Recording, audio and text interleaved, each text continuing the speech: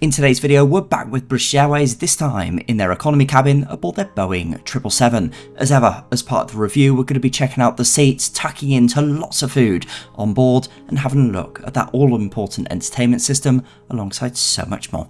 So without further ado, you will join me at Chicago's O'Hare International, and we'll get checked in and on our way to London. Alrighty, so that's the check-in done. That's super helpful gate agent. As you can see here, nice and quiet for now. It's through security and then on to chill out for a few hours before the flight. I'm not going to go into too much detail on Chicago International Airport. After all, it is an outstation for British Airways. That all being said, it does seem to have a good variety of restaurants available. If you're super fortunate like me and you do have high tier status, the American Airlines lounges, I must say, are fantastic. That all sadly, however, wouldn't be included as part of an economy ticket. The hours always seemed to fly by in an airport, and it wasn't long before our aircraft had arrived with stunning views back to Chicago City just behind it. So without further ado, I'm not going to waste any more time. Let's jump on board and see exactly what life is like. Wow, BA economy's got a lot better in recent times, I can hear you all thinking. Sadly, this is just the business class. I do have a separate review on that down in the comments below.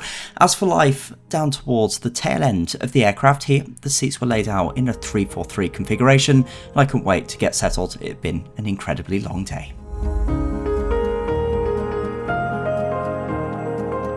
Alrighty, so that's us on board with British Airways. Broadly speaking, the latest product in terms of the seat. But as you'll see a little bit later on, the entertainment is that little bit older. For now, take a couple of minutes to look through the cabin with you. I'm going to share some footage from going on board a very similar plane a few months ago, so you can get a little bit more of a view, and also of this one as well. And we'll take to the skies.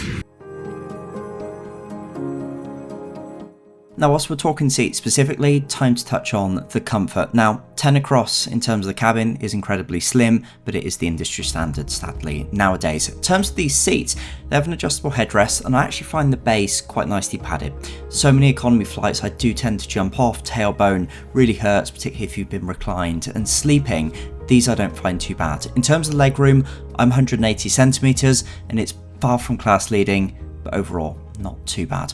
One thing that I would point out as we pan up here to take a look at the entertainment screen, and that's something we'll go into in a lot more detail later, is the older entertainment screens with BA versus the newer ones. If you are flying economy with British Airways, I would try and get on the Dreamliner if you can. Over and above the 777, you've got a better chance of having this more modern, larger, crisper entertainment screen. But as I say, we'll touch on the entertainment in full a little bit later into the flight.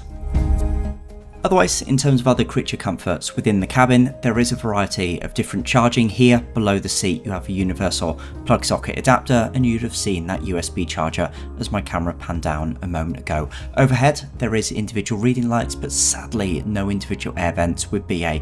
Getting on in a place like Chicago, generally not bad. If you're boarding somewhere like Abu Dhabi or Dubai, particularly in the summer, yeah, that can be a little bit warm. For now, we'll taxi out and we'll get on our way to London.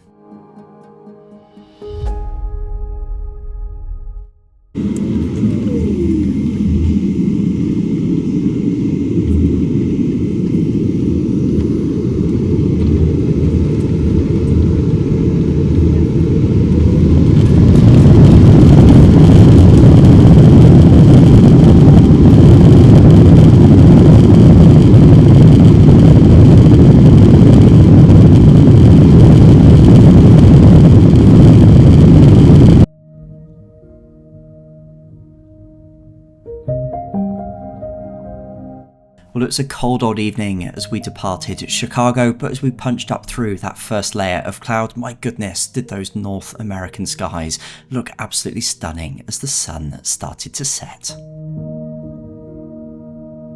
We'll kick off all things in-flight review with a brief return to the entertainment screen. We've talked so far about the hardware on board, it's only right that we talk about the software and the variety of content available.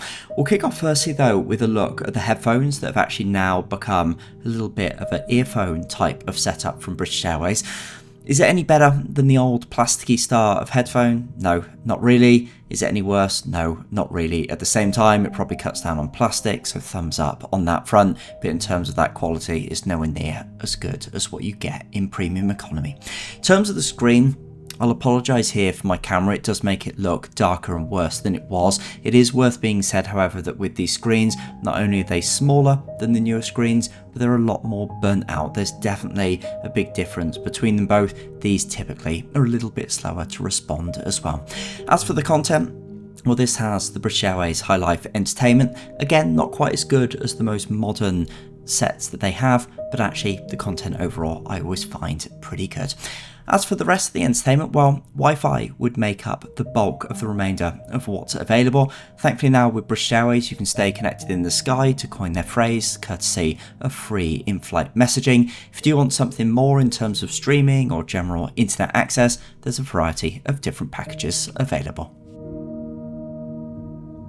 With it being an evening departure out of Chicago, the main offering was always going to be dinner. That night, the choice was between a gnocchi and also the butter chicken. It was the butter chicken that I opted for, and overall, it was pretty good. We'll check it out a little bit later on. In terms of the overall look and feel of the economy meal from BA with the wooden cutlery, lots of foil going around, it's okay, but it's incredibly economy-esque. Airlines like JetBlue, Qatar and Emirates, for example, are a long way ahead on this front.